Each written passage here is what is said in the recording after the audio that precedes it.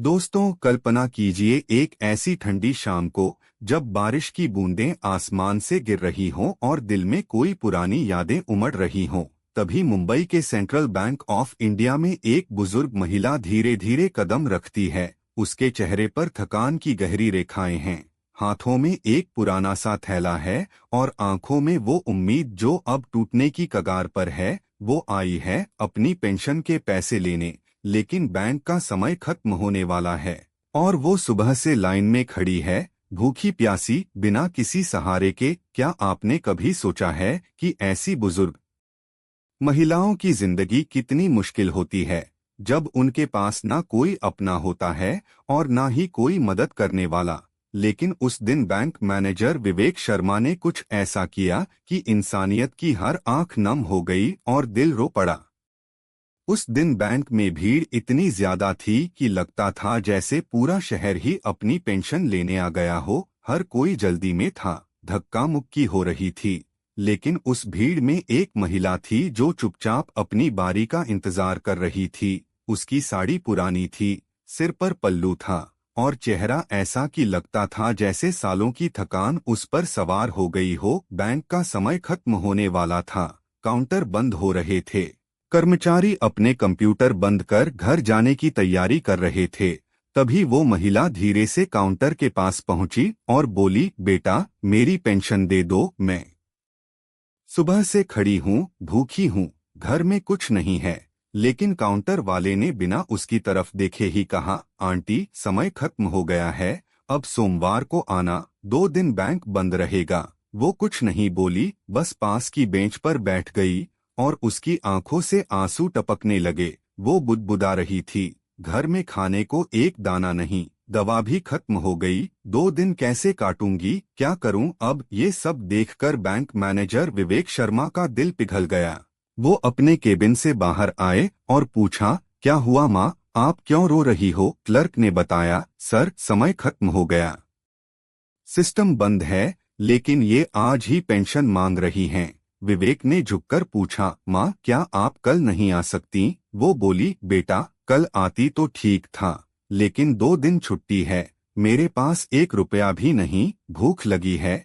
मेरी आवाज सुनकर कोई मदद नहीं करता। उनकी थरथराती आवाज सुनकर विवेक कुछ पल खामोश रहा। उसे वो आवाज जानी पहचानी लगी, जैसे कोई पुरानी याद हो। उसने गौर से उनके चेहरे को देखा। उम्र ने चेहरे को बदल दिया था, लेकिन आंखों की वो गहराई वैसी ही थी। विवेक के दिल में जैसे तूफान उठ गया। उसने धीरे से पूछा, माँ, आपका नाम क्या है। वो बोली, मेरा नाम लक्ष्मी देवी है बेटा, पहले दिल्ली में बच्चों को पढ़ाती थी, अब बुजुर्ग हो गई, बस पेंशन से गुजारा चलता है। ये सुनते ही विवेक की आंखें फैल गईं, सांसें थम गईं। वो नाम उसके दिल में गूंज उठा। यही तो वो नाम था जिसने उसकी जिंदगी बदल दी थी। लक्ष्मी देवी वही टीचर थीं जिनकी वजह से विवेक आज इस पद पर था, वही जिनके शब्द हमेशा उसके कानों में गूंजते थे, मेहनत कर बेटा, एक दिन तू बड़ा आदमी बनेगा। विवेक की आंखें नम हो गईं। उसने कांपते हाथों से अपनी जेब से पर्स निकाला और 5,000 रुपए निकालकर उनकी हथेली पर रख दिए। माँ, ये रख लो, बैंक खुलेगा तो मैं आपकी पेंशन से काट लूंगा। वो हैरान होकर बोली, बेटा, तुम कौन हो जो मेरी इतनी मदद कर रहे हो। विवेक के होंठ कांप उठे। उसने धीरे से कहा, माँ, मैं वही विवेक हूँ, आपका स्टूडेंट जिसे आपने मुफ्त में पढ़ाया था। लक्ष्मी देवी की आंखें फैल गईं। वो सुकून का ठिकाना मिला हो, उनके चेहरे पर शांति थी, लेकिन आंखों में वो सन्नाटा था जो अकेलेपन के लंबे सफर से आता है। विवेक ने नौकरानी को बुलाकर कहा, अब से माँ के सारे काम तुम देखना, खाना, दवा सब। वो मुस्कुराई, बेटा, मुझे माँ क्यों कह रहा है। विवेक ने झुककर कहा, क्योंकि माँ वो नहीं होती जिसने जन्म दिया, माँ वो होती है जिसने गिरते को थाम लिया। उनकी आंखें भर आईं। वो बोली, अगर तू मुझे माँ मानता है तो अब मैं तेरी माँ ही हूँ। रात को विवेक ने उनके लिए गर्म खाना बनवाया, दाल, चावल, रोटी और थोड़ा हलवा। उन्हें सालों बाद तृप्ति से खाया। हर कौर के साथ आंसू बहते रहे। वो बोली, बेटा, जब तू स्कूल में खाना मांगने आता था तो सोचती थी काश तुझे अच्छा खिला पाती, आज तू मुझे खिला रहा है।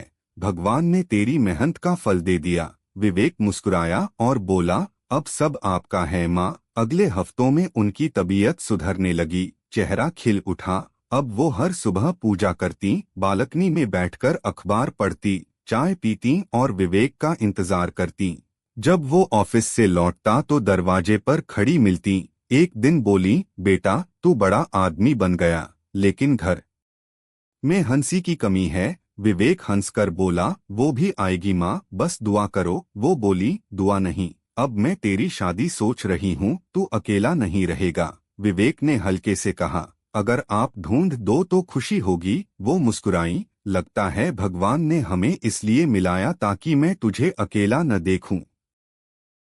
धीरे धीरे घर में उनकी मौजूदगी से नया जीवन लौट आया। वो पुराना खालीपन अब नहीं था। कभी वो रसोई में खीर बनाती, कभी अलमारी में कपड़े सजाती। एक शाम विवेक गुलदस्ता लेकर आया और बोला, माँ आज बैंक में सबने आपकी बात की। सब कहते हैं आप कितनी भाग्यशाली हैं कि ऐसा बेटा मिला। वो हंस पड़ी, नहीं बेटा, तू भाग्यशाली है कि तुझे अपना अतीत पहचानने की समझ थी। फिर गंभीर होकर बोली, बेटा जब मैं नौकरी छोड़कर दिल्ली से गई थी, सोच भी नहीं सकती थी कि एक दिन तेरा नाम अखबार में पढ़ूंगी। तूने मेरी हर मेहनत लौटा दी। विवेक ने हाथ थामा और बोला, माँ मैंने कुछ नहीं लौटाया, आपने जो बीज बोया वो पेड़ बन गया। उनकी आंखों में चमक थी। वो बोली, अब बस एक सपना बाकी, तेरी शादी देखना, फिर चैन से आंखें मूंद लूंगी। विवेक ने कहा, आप जो कहेंगी वही करूंगा माँ। उस रात खिड़की से आती हवा में विवेक को सुकून मिला।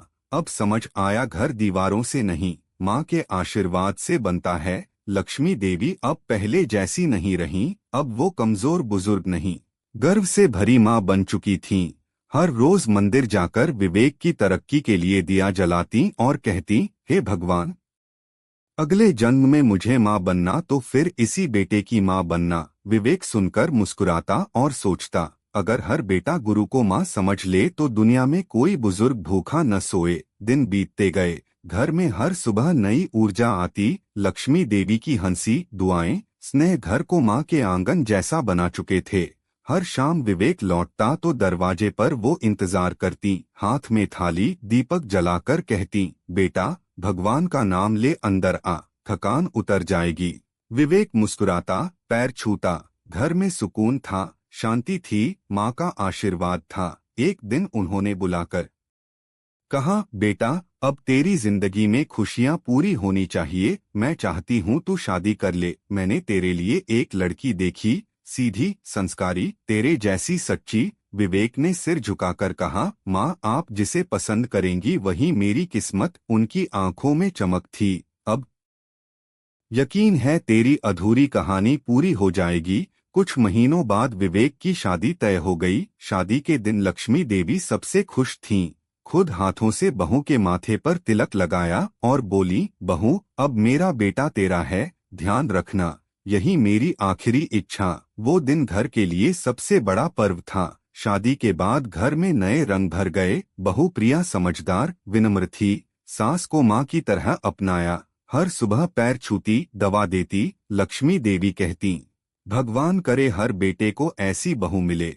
लेकिन वक्त कभी एक सा नहीं रहता। एक शाम पूजा करते हुए लक्ष्मी देवी गिर पड़ी। विवेक और प्रिया भागे, डॉक्टर बुलाया। जांच के बाद डॉक्टर बोला, उम्र ज्यादा है, दिल कमजोर, ज्यादा वक्त नहीं। विवेक का दिल टूट गया। वो उनके पास बैठा, हाथ थामे बोला, माँ आप ठीक हो जाएंगी, अच्छे अस्पताल ले जाऊंगा। वो मुस्कुराई, नहीं बेटा, जाने का समय आ गया। मैं खुश हूँ कि तूने मुझे माँ कहा, वरना जिंदगी भर अकेली रह जाती। विवेक की आंखों में आंसू थे। वो बोली, याद रख, पैसे कमाने से बड़ा है इंसानियत जिंदा रखना।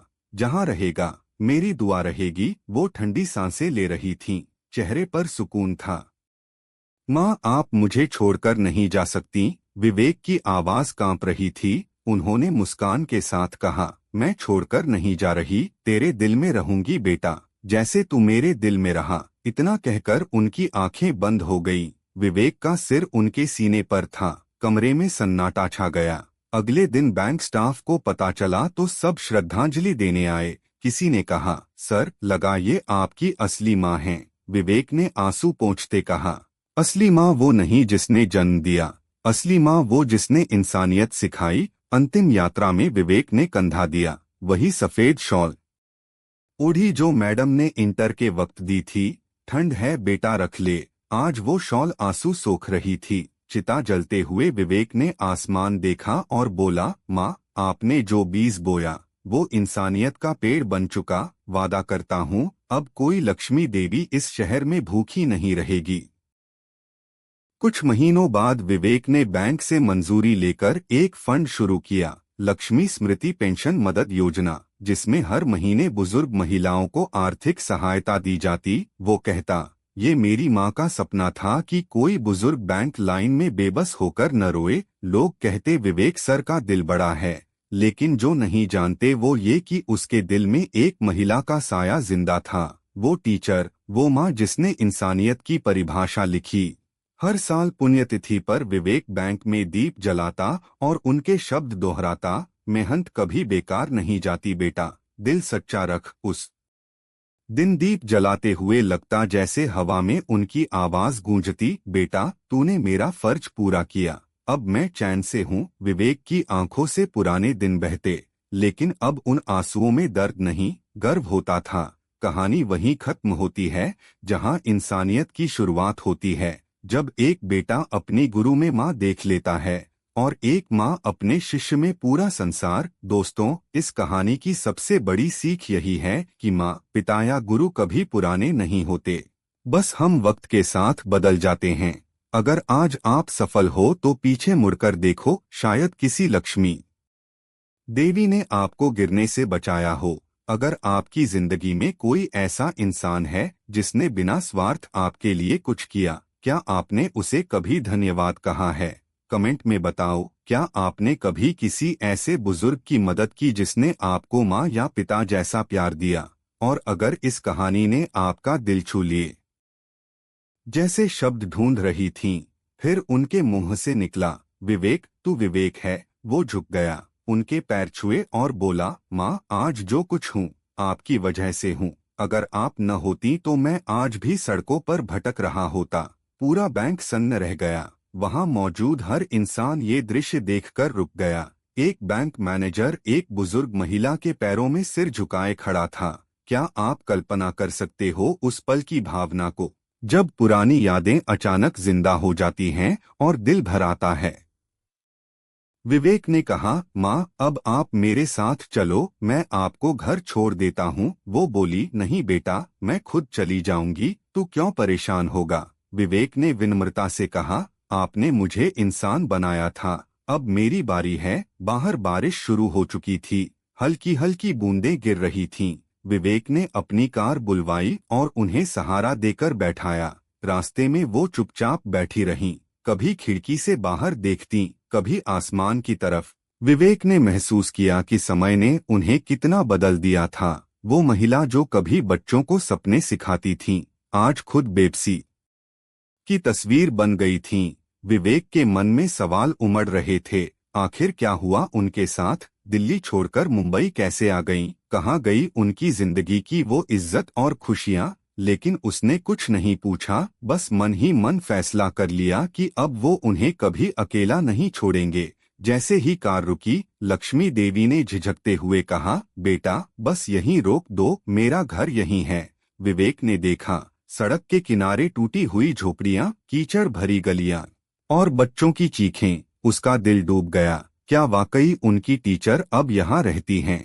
वो कुछ बोल नहीं सका, बस कार से उतरा और बोला, माँ आप थोड़ी देर रुको, मैं अंदर देखकर आता हूँ। झोपड़ी के अंदर न दीवारें ठीक थीं, न छत। एक कोने में टूटी चारपाई, एक बर्तन और मिट्टी का चूल्हा। ये देखकर विवेक की आंखें भर आईं। वो बाहर आए, उनके पास जाकर बोले, माँ अब आप यहाँ नहीं रहेंगी, चलो मेरे साथ, मेरे घर चलो। वो बोली, बेटा मैं तेरे सिर पर बोझ नहीं बनना चाहती। विवेक ने नम आंखों से कहा, आपने मुझे सिर उठाकर जीना सिखाया था, बोझ नहीं बरकत बनकर चलो। लक्ष्मी देवी कुछ नहीं बोली, उनके होंठ कांप रहे थे, आंखों से आंसू गिर रहे थे। वो धीरे से बोली, चल बेटा, अब शायद भगवान ने हमें दोबारा मिलाने का समय भेजा है। विवेक ने उनके कांपते हाथ थामे और कहा, माँ, अब आप कभी अकेली नहीं होंगी। कार आगे बढ़ी, बारिश की बूंदें शीशे पर गिरती रहीं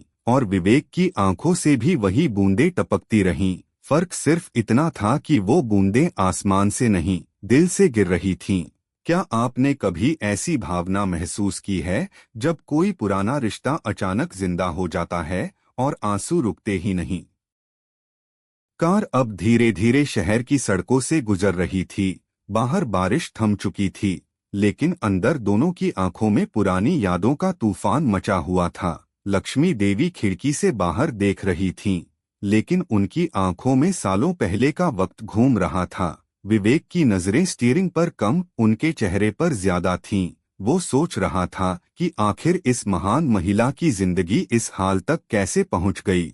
रास्ते में चलते हुए उसके दिमाग में एक एक करके पुरानी बातें याद आने लगीं। वो दिन जब उसके पिता सब कुछ हारकर घर लौटे थे, जब घर का दरवाजा बंद हो गया था और जब उसकी माँ ने भूख छिपाने के लिए सिर्फ पानी पीकर रात गुजारी थी। वो समय था जब विवेक सिर्फ 15 साल का था। उसके पिता ने अपनी सारी कमाई छोटे भाई को भरोसे में दी थी, जिसने घर के कागज चुराकर बेच दिए। उस धोखे ने पिता को तोड़ दिया। कुछ महीनों में उन्होंने जान दे दी, घर छिन गया, पिता चले गए, माँ बीमार पड़ गई। वो विवेक की जिंदगी का सबसे अंधेरा समय था। न पैसा, न सहारा, न उम्मीद। उसी वक्त उसकी जिंदगी में एक किरण आई, शीला मैडम, यानी अब की लक्ष्मी देवी। वो स्कूल की टीचर थीं, सख्त भी, दयालु भी। दूसरे टीचरों की तरह उन्होंने विवेक की गरीबी देखकर मुंह नहीं फेरा, बल्कि उसी दिन उसे बुलाया और बोली, बेटा, स्कूल मत छोड़ना। जब इंसान के पास कुछ नहीं बचता तो ज्ञान ही उसका सहारा बनता है। विवेक ने कहा था, मैडम, मैं पढ़ नहीं सकता, घर में खाने को नहीं, फीस कैसे दूं? वो मुस्कुराई, तेरे जैसी मेहनती आंखों में फीस नहीं देखी जाती। कल से स्कूल आना, बाकी मैं संभाल लूंगी। उनकी वो एक बात ने विवेक को नया जीवन दे दिया। वो रोज सुबह स्कूल जाता, कैंटीन में काम करता। जब बच्चे खेलते, वो मैडम की क्लास में बैठकर पढ़ता। मैडम अपनी सैलरी से उसकी किताबें खरीदती, लंच का बचा खाना। और जब वो थककर हार जाता तो कहती, थोड़ा और सह ले बेटा, जो तुझे तोड़ना चाहता है वही तुझे बड़ा बनाएगा। उनकी बातें दवा की तरह काम करती। विवेक दिन रात मेहनत करने लगा। स्कूल में झाड़ू लगाता, चाय परोसता, फिर क्लास में चुपचाप बैठता। कोई हंसी उड़ाता तो मैडम सामने आकर कहती, ये लड़का एक दिन तुम सबसे आगे निकलेगा। उनका विश्वास विवेक के लिए वरदान था। एक दिन जब फीस के पैसे नहीं थे तो उन्होंने अपनी साड़ी गिरवी रख दी। किसी को नहीं बताया, बस उसे बुलाकर कहा, अब चिंता मत कर, पढ़ाई जारी रहेगी।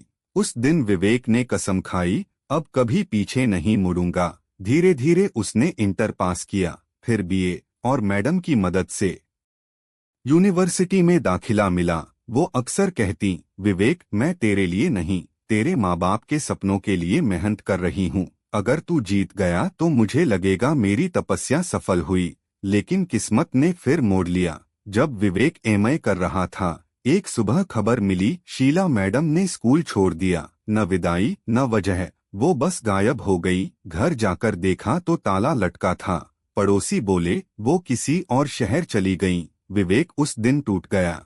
जिस महिला ने उसे संभाला, वो बिना बताए चली गईं। उसके मन में सवाल थे, क्या मैं उनके लिए बोझ बन गया, या वो थक गईं? लेकिन जवाब कभी नहीं मिला। समय बीता, विवेक ने खुद को संभाला। सोचा, अगर वो मुझ पर भरोसा करती थीं तो मुझे उनकी उम्मीद पर खरा उतरना है। वो दिन रात काम करता रहा, मेहनत रंग लाई। सरकारी परीक्षा पास की, बैंक में नौकरी मिली, प्रमोशन पर प्रमोशन। आज जब वो अपनी टीचर को इस हाल में देख रहा था, झुर्रियों में लिपटी, पेंशन के लिए तरसती, भूखी बैठी, तो लगा जिंदगी का पूरा चक्र उसके सामने घूम रहा है। कार अब उसके घर के बाहर रुक चुकी थी। विवेक ने दरवाजा खोला और बोला, माँ, अब आप यहीं रहेंगी, ये घर अब आपका है। लक्ष्मी देवी ने उसकी तरफ देखा, आंखों में वही ममता थी जो सालों पहले थी। वो बोली, बेटा, अब तू मुझे माँ कहता है तो लगता है मेरी तपस्या पूरी हो गई। विवेक कुछ बोल नहीं पाया, बस उनके पैर छू लिए। उनके चेहरे पर पहली बार मुस्कान आई, वो मुस्कान जो सालों पहले उसकी कॉपी पर गुड लिखते वक्त आती थी। उस दिन विवेक को एहसास हुआ कि गुरु और माँ में फर्क सिर्फ जन्म का होता है, ममता दोनों में बराबर होती है। विवेक ने लक्ष्मी देवी को घर के सबसे अच्छे कमरे में ठहराया। उन्होंने कमरे में जाते ही दीवारों को छुआ, जैसे सालों बाद। तो लाइक करो, शेयर करो और चैनल स्टोरी बाय किशोर एक को सब्सक्राइब करो ताकि इंसानियत की ऐसी कहानियां हर दिल तक पहुंचें। मिलते हैं अगले वीडियो में, तब तक इंसानियत निभाओ, नेकी फैलाओ और माता पिता एवं गुरुओं का सम्मान करो।